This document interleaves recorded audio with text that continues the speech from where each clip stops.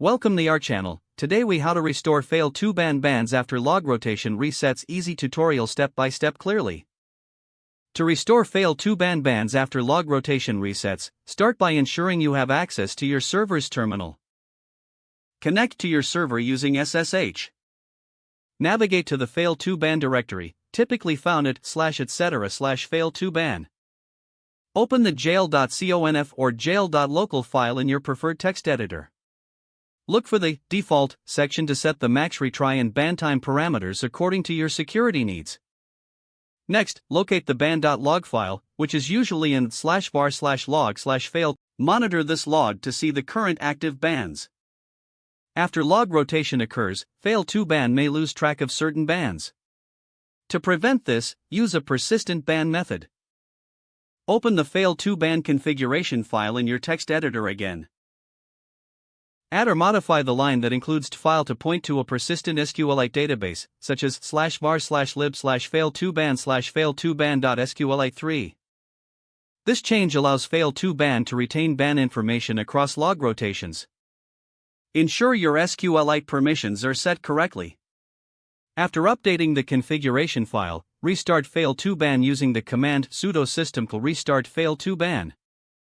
Check the status of fail2ban to confirm that it is running smoothly with sudo systemcll status fail2ban. Now, verify that the bans are retained by checking the logs again.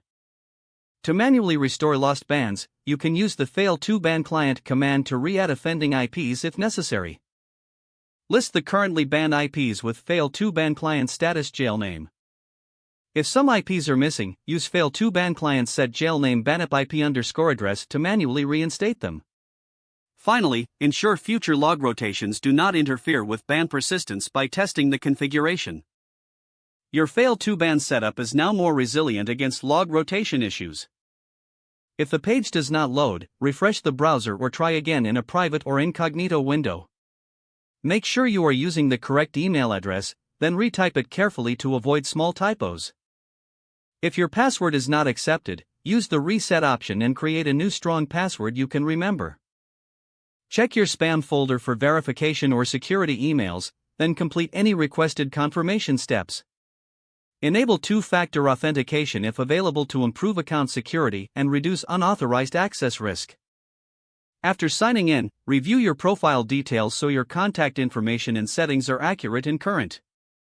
If you see an error message, note it down and try again after restarting your device and internet connection. Don't forget to like this video and subscribe to our channel for more step-by-step tech guides.